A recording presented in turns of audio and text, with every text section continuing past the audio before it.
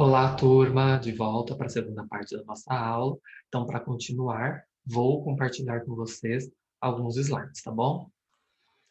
Na primeira parte do vídeo, nós tínhamos parado neste slide, que eu comentei a respeito do que realmente são os jogos cooperativos. Para continuar, vou para o próximo slide.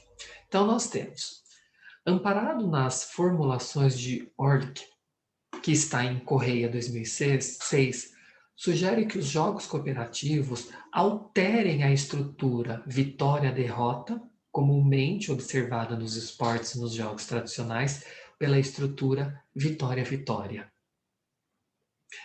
Isso significa fazer com que essas atividades sejam reestruturadas de modo a introduzir valores, princípios e regras dos jogos cooperativos, visando criar oportunidades para o aprendizado cooperativo e a interação cooperativa prazerosa.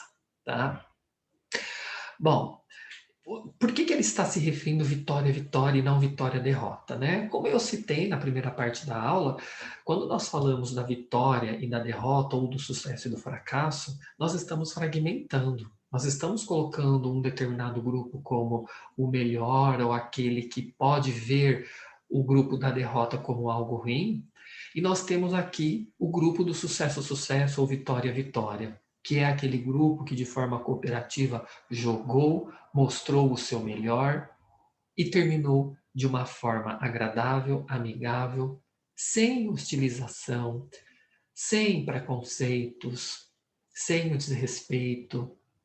E, inclusive, nós temos, né, hoje, jogos que são feitos por adultos, muito conhecidos por todos nós, que eles até têm a questão da vitória por uma questão de primeira colocação, segunda colocação, ou por uma questão de premiação, de troféus, mas existe sim o respeito, existe sim a cooperação. Mas também nós podemos perceber que há jogos que parece que eles até, não digo incitam, mas a principal característica é essa, né? Vitória, derrota, e durante a atuação, a principal função do jogo, muitas vezes, é fazer com que aquela pessoa se sinta realmente um derrotado, realmente ruim, entre muitas coisas. E também é muito fácil da gente perceber que, às vezes, na sociedade, da forma como nós convivemos, as pessoas colocam isso, né, como a vitória sendo melhor e a derrota sendo pior, e isso não quer dizer nada.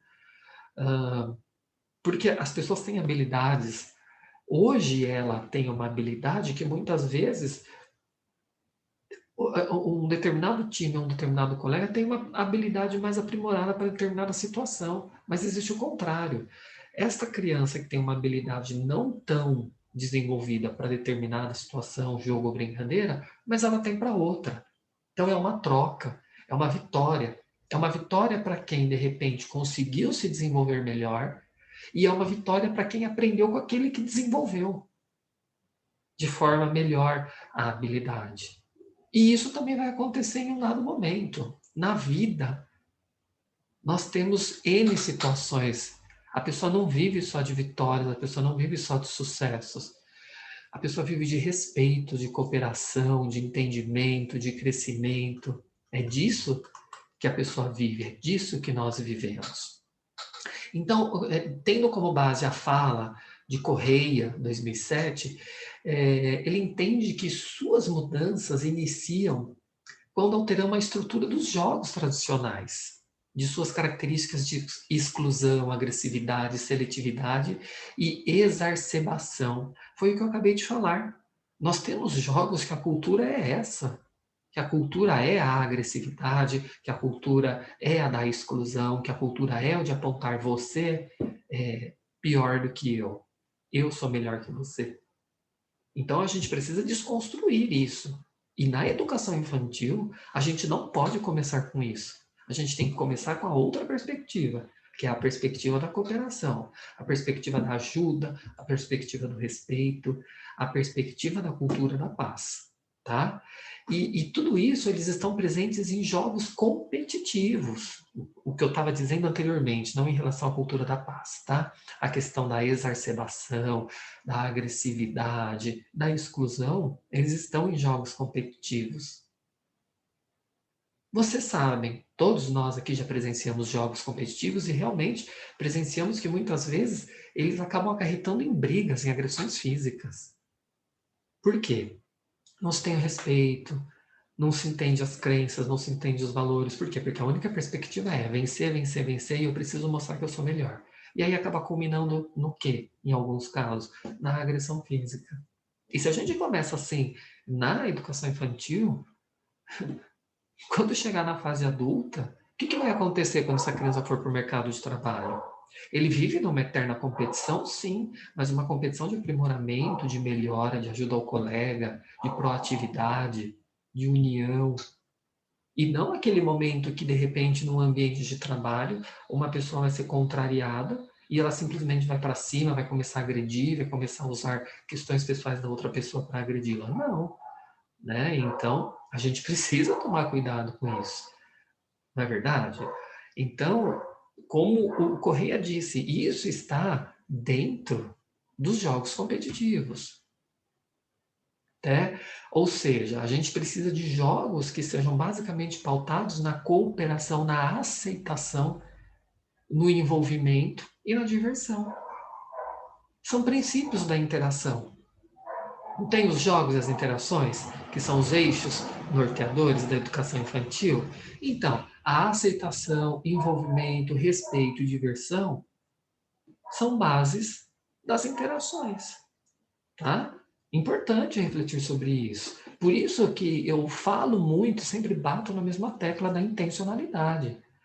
Além da gente perceber numa outra perspectiva do que uma determinada brincadeira ou um jogo ou uma interação desenvolve de habilidades necessárias lá para frente e que sejam específicas de matemática, língua portuguesa, história e geografia, a gente também precisa saber da intencionalidade se não é uma competição ou uma cooperação. Precisa refletir muito bem, tá? Precisa ter muito feeling, precisa ter bastante conhecimento para saber dosar e lidar com isso na prática pedagógica. Em sua prática, os jogos cooperativos não possuem eliminações, exclusões, vencedores e perdedores. Anotem bem isso. Em sua prática, os jogos cooperativos não possuem eliminações, exclusões, vencedores e perdedores. Mais uma vez, pela terceira vez. Os jogos cooperativos não possuem eliminações, exclusões, vencedores e perdedores. Em geral, o modo como a tarefa se desenvolve e a interação entre os participantes tornam-se o ponto central. Pessoal, precisa de estudo, de conhecimento, entendimento do que eu quero com um simples jogo. A princípio, é a cultura da paz, a cultura do respeito, a cultura da aceitação, a cultura da normalidade.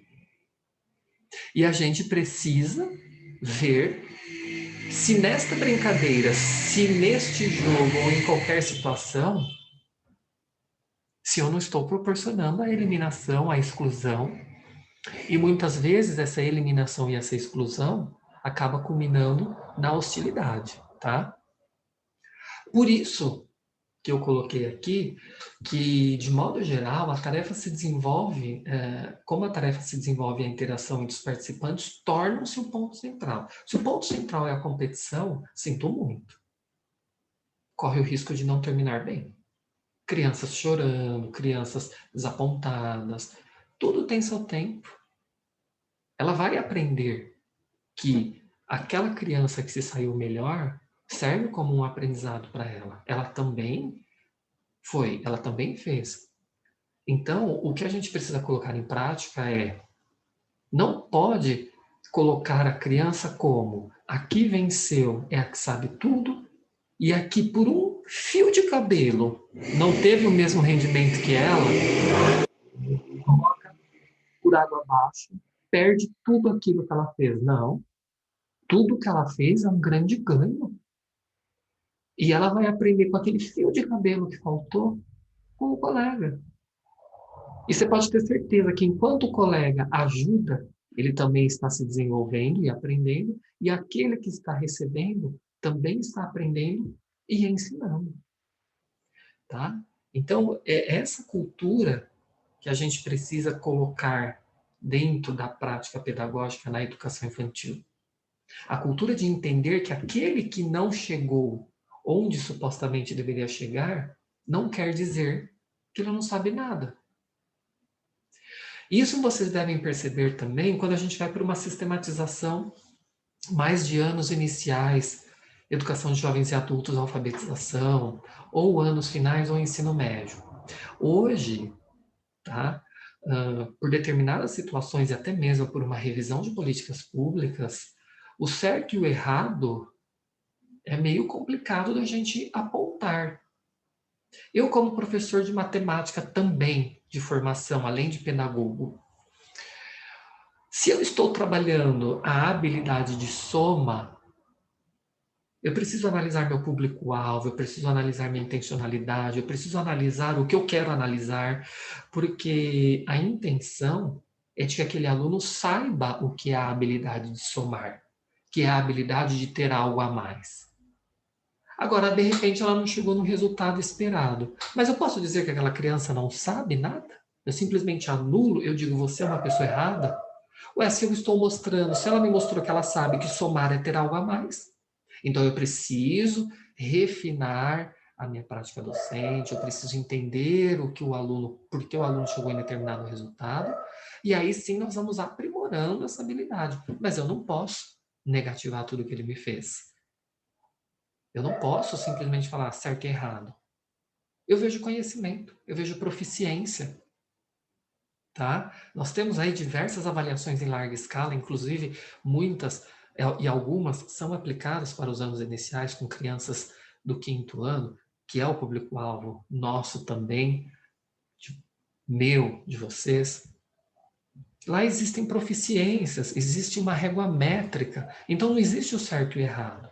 Aquela criança que colocou de repente uma determinada alternativa mostra a proficiência que ela tem em relação àquele conhecimento que está sendo requerido.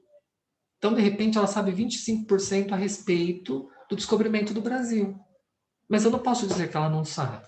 Ela sabe 25%, e isso é uma vitória. E a gente vai caminhar para ela chegar nos 30, 40, 50.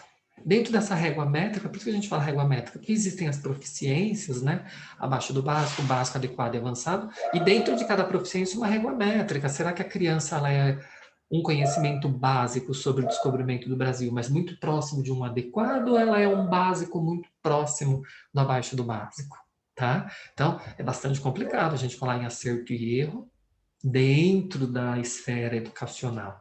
A gente fala em conhecimento, a gente fala em habilidades. Por isso que o ponto central da tarefa cabe ao professor entender. Cabe ao professor tirar essa imagem da competição do certo e do errado, eu sou bom, você é ruim, tá? Mas sim da cooperação, da intenção, do conhecimento, da construção. Essa é a principal objetividade de tudo isso, né? Então, o que acontece, pessoal? Os participantes, desculpe, compreendem-se sempre como parceiros. Estou entendendo que eles são parceiros, tá? E nunca como adversários. Isso estimula a participação de todos e o respeito às diferenças. Tá? Sim, futuramente eles vão ter lá suas situações, mas aí a prática empresarial, a prática profissional vai mostrar a própria vivência. Mas na educação infantil, o princípio é a parceria e não a competitividade, porque a parceria estimula o respeito às diferenças. Por não haver adversários, os jogos cooperativos evitam comportamentos como, olha lá, presta atenção, enganar, trapacear ou de tirar vantagens do outro para conseguir o seu próprio sucesso. Tá? Então, a gente, dentro da competição, muitas vezes leva a criança até mesmo inocentemente a fazer isso, porque ela ainda não tem noção. E aí, esse inocentemente que ela vai fazendo isso, aí sim, ela vai começar a fazer de forma intencional, porque ela percebe que ela ganha e ela é colocada como a melhor, e aquilo a satisfaz, então ela vai começar a trapacear de um certo tempo para frente, tá? Por isso que a gente precisa ver como essa situação vai ser colocada dentro da sala, dentro da prática docente. Bom, resumindo, né, pessoal, o desafio desta prática dos jogos cooperativos é da superação dos medos, é da superação de não se ter a competição, da superação de não ser apontado, ou da superação de entender que se foi apontado em um dado momento, de que aquilo não é visto como algo negativo, de que aquilo não é visto como uma falta de conhecimento, tá? Então, consiste na superação de medos, inseguranças e da dificuldade de agir e pensar coletivamente, tá? Vamos para um próximo slide. Os jogos cooperativos cumprem um importante papel de didático e servem como uma metáfora da vida, onde muitas vezes é necessário unir forças para alcançar uma determinada meta. Este é o princípio e a base dos jogos cooperativos. Unir forças para atingir uma determinada meta. Tá? Isso é muito utilizado em questões empresariais.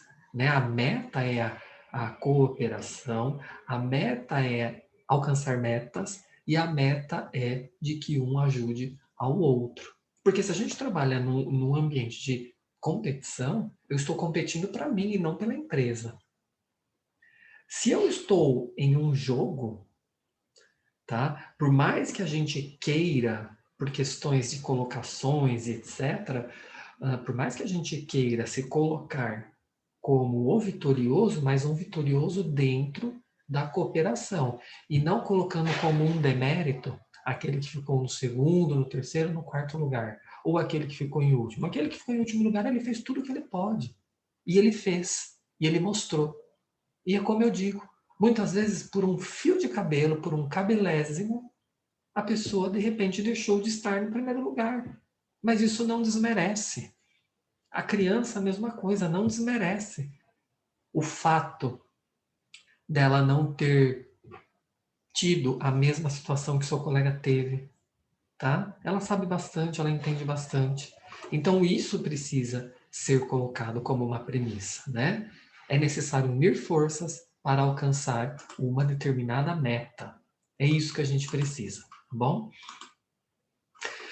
Eu coloquei agora, pessoal, alguns exemplos de jogos cooperativos para a prática pedagógica. São alguns exemplos, tá bom? Simples, mas que eles são cooperativos, que eles ajudam bastante. Inclusive, se vocês quiserem mudar o nome da brincadeira, fiquem à vontade, tá? Ou se vocês quiserem ressignificar, também fiquem à vontade. Ou se vocês querem fazer uma releitura do nome, fiquem à vontade, tá? Eu coloquei apenas exemplos aqui, que são jogos cooperativos e que ajudam muito, mas muito, na educação infantil. O primeiro deles é o passar bambolê.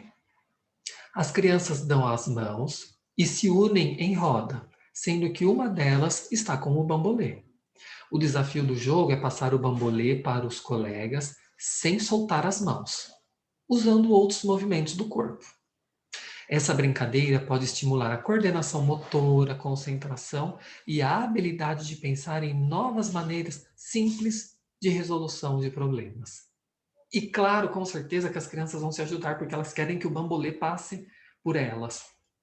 Elas não querem que essa prática ela vai proporcionar com que todos ajudem a todos e facilitem a passagem do bambolê. Então vejam que interessante que, além de eu já ter colocado algumas situações que elas desenvolvem, por exemplo, como a coordenação motora, concentração, habilidade de pensar em novas estratégias. Olha o tanto de conhecimentos que a gente coloca em jogo, olha o tanto de habilidades que as crianças precisam conectarem. E, além de tudo, o respeito mútuo, porque elas querem se divertir, elas querem brincar e elas querem também observar a estratégia do colega para ela usar para ela mesma na hora de passar o bambolê. Então, esta É uma possibilidade. Segunda possibilidade, telefone sem fio. Nessa atividade, as crianças sentam-se em roda ou formam uma fileira. A primeira criança deverá dizer uma frase no ouvido da que está ao seu lado. Cada criança vai repetir a mesma frase no ouvido da próxima até chegar à última, que falará em voz alta o que ouviu. A graça da brincadeira é perceber como a frase ficou diferente da que era originalmente, o que trabalha a concentração, a memória e a criatividade, tá bom? Percebam, pessoal, que esses pequenos exemplos que eu estou colocando aqui de práticas cooperativas são exemplos para desenvolverem habilidades, como concentração, memória, criatividade, como na anterior, de pensar em novas estratégias, conexões de conhecimentos, e sempre respeitando o colega, sempre analisando, sempre brincando. A cultura da paz.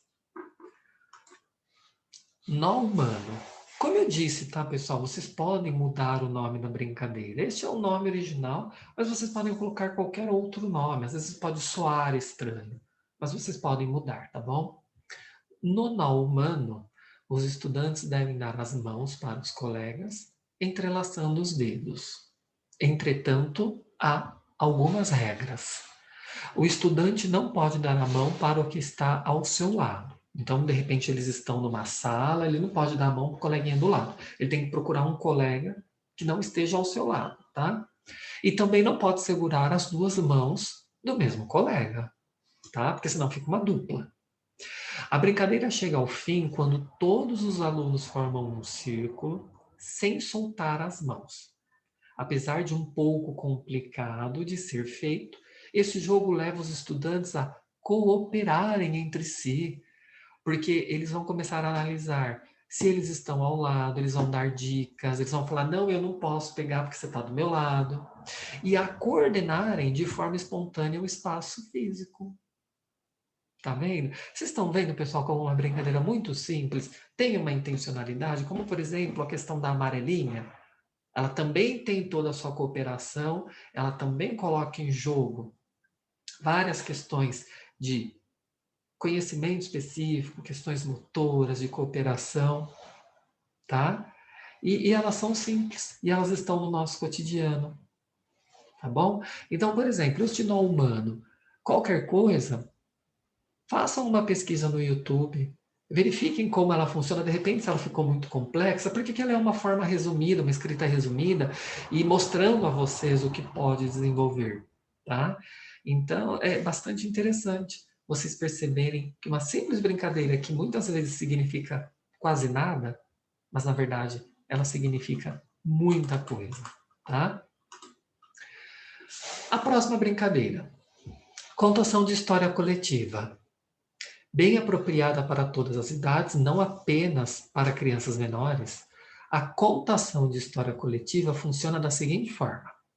Os estudantes sentam-se em roda ou de uma forma em que todos consigam se ver. O professor começa a contar uma história com um início simples, como, por exemplo, era uma vez em um reino distante, e aí reticências porque ela continua. A tarefa das crianças será continuar a história, cada uma por vez.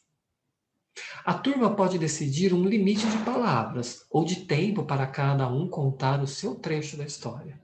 Essa atividade faz com que a construção da narrativa seja feita coletivamente, desenvolvendo criatividade, imaginação e a habilidade de improvisar. Muito bacana estar colocando isso para vocês, porque às vezes a gente não percebe a intencionalidade. Né? Às vezes a gente não percebe que, vejam só, quando nós colocamos, eu acredito que muitos participaram. Quem não participou de uma brincadeira como essa, pode fazer em casa. Vocês vão ver que interessante que é, como é bacana. E uma simples brincadeira que às vezes a gente nem sabe de toda a sua intencionalidade, olha o tanto de coisas que ela desperta. Criatividade, imaginação, habilidade de improvisar, habilidade de prestar atenção, habilidade de ouvir o colega. Porque eu preciso ouvir, eu preciso prestar atenção para entender o que ele está falando e dar continuidade na história. Vaqueiro laçador. Como eu até coloquei aqui, se necessário, mude o nome. Às vezes pode soar estranho a palavra vaqueiro, para as crianças, pode ser motivo de tirar sarro, tá bom? Então, por isso que eu coloquei e estou dizendo desde o início, quando eu comecei a colocar essas práticas. Se necessário, mudem o nome da brincadeira, ressignifiquem, façam uma releitura. Em uma quadra ou espaço aberto, as crianças devem se espalhar. O professor pode escolher um dos alunos para ser o vaqueiro. Tá? Por isso que eu estou dizendo que, de repente, pode ser um motivo, se a gente não trabalhar muito bem, se não colocar muito bem, pode ser um motivo da criança ser hostilizada, os outros ficarem falando, brincando pela questão da palavra vaqueiro. Tá? Que deverá andar com um bambolê na cintura, simulando um cavalo. E o outro no braço, simulando uma corda, indo atrás dos colegas para tentar laçá-los.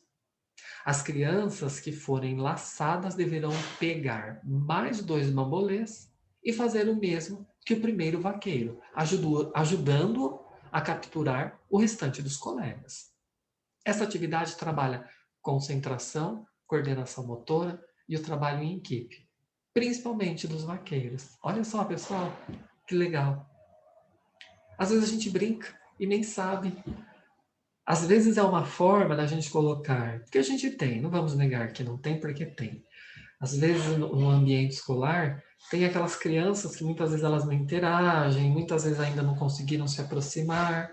E uma brincadeira como essa, se de repente ela é laçada, por exemplo, a primeira criança pode laçar um amiguinho dela, tá? Para que esse amiguinho a ajude a laçar outras crianças. Mas pode ser que esse amiguinho foi laçado, lace aquele amiguinho que de repente eles não tinham tanta amizade entre o vaqueiro principal com o segundo laçado, tá? E aí eles vão começar a fazer uma equipe de cooperação, porque a intenção deles é pegar mais pessoas, tá? Pegar no sentido de laçar. E isso é muito bacana, tá? Isso é muito interessante. Uma brincadeira desenvolve tantas coisas, tantas habilidades, sem considerar também que pode desenvolver muitas habilidades específicas que vocês podem pesquisar e muitas vezes desenvolverem aquilo que a gente nem imaginava. De repente, uma habilidade de história, de repente, uma habilidade de ciências. Vocês concordam? De repente, uma habilidade de matemática, grandezas e medidas, né? Será que de repente eu tenho o espaço e o tempo correto para laçar aquela pessoa? Não adianta eu jogar o bambolê para frente se a criança está muito distante de mim. Isso faz parte de uma habilidade de ciências, isso faz parte de uma habilidade de matemática, tá? Então, vejam bem, não só essas habilidades que eu estou colocando aqui, mas muitas outras específicas também podem ser desenvolvidas, tá? Bom, de acordo com o eDocente, que é um site que eu pesquisei na internet, os jogos cooperativos estão pautados no aprendizado através de um desenvolvimento motor lógico. Os princípios pedagógicos dos jogos cooperativos são de inclusão, coletividade, respeito mútuo e desenvolvimento integral. Os princípios dos jogos cooperativos, marquem bem isso, são de inclusão, coletividade, respeito mútuo e desenvolvimento integral. Estes são os principais itens necessários para os jogos cooperativos na prática pedagógica. Ou seja, não são todas as instituições que dão importância merecida, pessoal, para os jogos cooperativos. Infelizmente.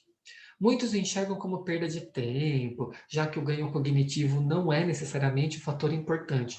E muitas vezes, até na família, a gente tem esse problema. Às vezes a família acha que a brincadeira é uma perda, tá? Que o ganho cognitivo não está existindo. Por quê? Porque a família já acha que tem que entrar lá fazendo 1 mais 1 igual a 2, gêneros textuais, poema, científico, narrativa, dissertativo, história, descobrimento do Brasil, geografia, e esquecem dessa parte, tá? Que é o fator mais importante. Entretanto, os benefícios das brincadeiras e atividades são amplos, muito amplos, justamente por oferecerem o suporte necessário para o desenvolvimento de todas as outras habilidades, tanto quanto socioemocionais e as cognitivas. Apostar em brincadeiras, pessoal, cooperativas é apostar em uma relação mais humana, mais inclusiva e integral. Vou repetir. Apostar em brincadeiras cooperativas é apostar em uma educação mais humana, inclusiva e integral. Assim, a realização dos jogos e brincadeiras, quando bem fundamentadas, bem estudadas e bem analisadas, podem representar uma ótima forma de levar a Base Nacional Comum Curricular dentro da escola. Então, toda aquela teoria que se é estudada de documentos oficiais, um documento super vigente, que é a Base Nacional Comum Curricular, ser transportada na prática pedagógica a partir dos jogos e brincadeiras com a sua determinada intencionalidade. Aqui tem alguns dos referenciais que eu utilizei, tá? Inclusive o site do Edocente que eu tive como referência, e espero que estes referenciais ajudem para mais pesquisas de vocês, tá? Bom, então eu vou tirar o compartilhamento aqui. Só um momento, pessoal.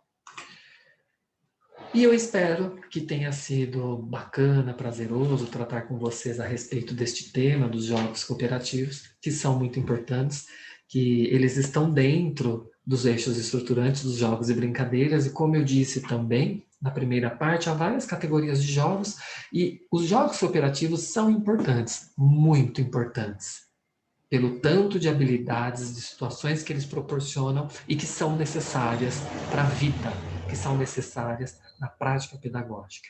Lembrem-se, nunca esqueçam da intencionalidade de um jogo e de uma brincadeira.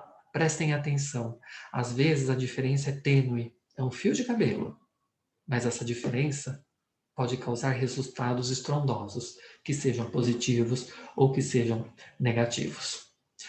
Desejo uma ótima reflexão para todos e nos encontramos em próximos vídeos, em próximas aulas. Até mais, pessoal!